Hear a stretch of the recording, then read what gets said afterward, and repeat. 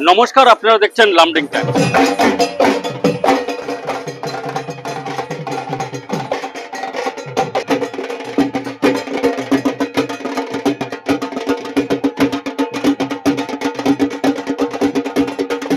সমগ্র দেশের সঙ্গে তাল মিলিয়ে রেল শহর লামডিংয়েও শান্তিপূর্ণভাবে পালিত হলো কালীপুজো ও দীপাবলি। আলোর উৎসবকে ঘিরে উৎসাহ উদ্দীপনায় মেতে উঠেছিলেন শহরবাসী। শহরের বিভিন্ন মণ্ডপে ছিল চিত্তাকর্ষক আলোকসজ্জা, নানান থিমে সাজানো মূর্তি আর সুন্দর সজ্জায় মুগ্ধ হয়েছেন দর্শনার্থীরা।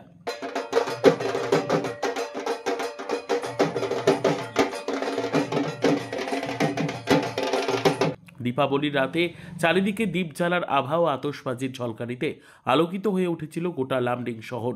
সব বয়সের মানুষ অংশ নেন এই আনন্দ উৎসবে। শিশুরা মেতে ওঠে আতশবাজিতে, আর বড়রা ভক্তিভরে করেন মা কালীর আরাধনা। একদিকে যেমন সামাজিক ও ধর্মীয় বার্তা দেওয়ার চেষ্টা, অন্যদিকে আবার আধুনিক ডিজে ডান্স করে ইয়ং জেনারেশনের মধ্যে পুজোর আনন্দ দেখা গেছে। শান্তিপূর্ণ পরিবেশে কালীপুজো ও দীপাবলি উদযাপনে উজ্জ্বল হয়ে উঠেছিল গোটা লামডিং। চলুন এক নজরে দেখে নেওয়া যাক লামডিং শহরের কালীপুজোর কিছু মনোমুগ্ধকর দৃশ্য।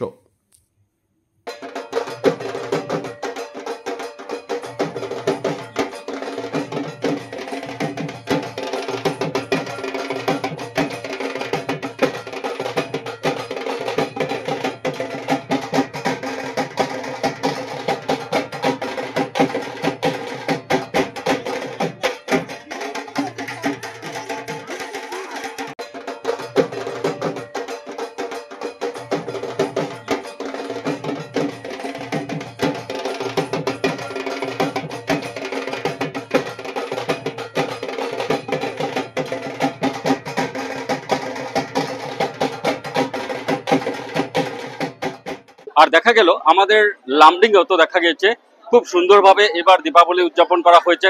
লামডিং বাজারও তো দেখা গেছে যে খুব সুন্দর এক পরিবেশ, খুব সুন্দরভাবে কমিটি কৃষ্ণনগর কালীবাড়ি কমিটি। আমাদের পূজা 2006 থেকে শুরু হয়েছে, 19 বছর রানিং পূজা কমিটি। এইবারে যে থিম, এই থিম সম্বন্ধে একটু বলবেন নাকি আপনি? কিন্তু থিমটা বিশেষ করে যার নাম না বললেই নয়, পিনাকি পাল।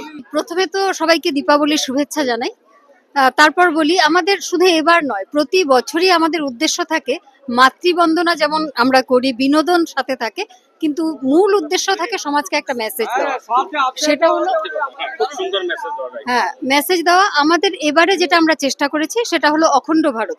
ভারতের বিভিন্ন অঞ্চলের দেশপ্রেমী বা দেশ ভক্ত যারা রয়েছে তাদের কি অবদান আমাদের বর্তমান প্রজন্মকে সেটা মানে উপলব্ধি করানোর জন্য আমরা চেষ্টা করেছি।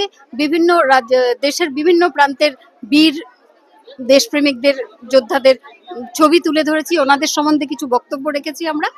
আর সেই সাথে রক্তবীজকে বিনাশ করতে গিয়ে মায়ের যে রুদ্র রূপ, সেই রূপটাকে আমরা তুলে ধরেছি বিনোদনের জন্য।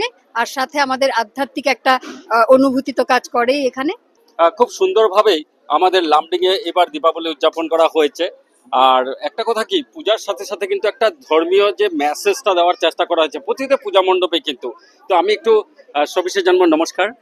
बहुत सुंदर हुआ है और काली पूजा का माहौल देख के ऐसा लग रहा है कि फिर से धर्म के प्रति लोगों की जागरूकता आ रही है और ऐसे होना चाहिए यही। और सभी को काली पूजा का बहुत बहुत शुभेच्छा है।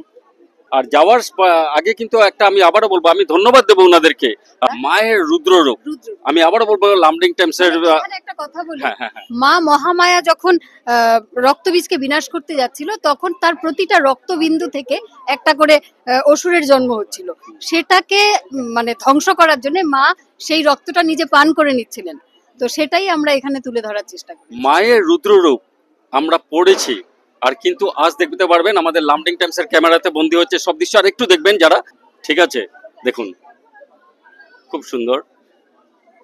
ধন্যবাদ জানাচ্ছি আপনাদেরকে সকলকে। ভিডিওটা লাইক, কমেন্ট, শেয়ার করবেন, সকলের কাছে পৌঁছে দেবেন।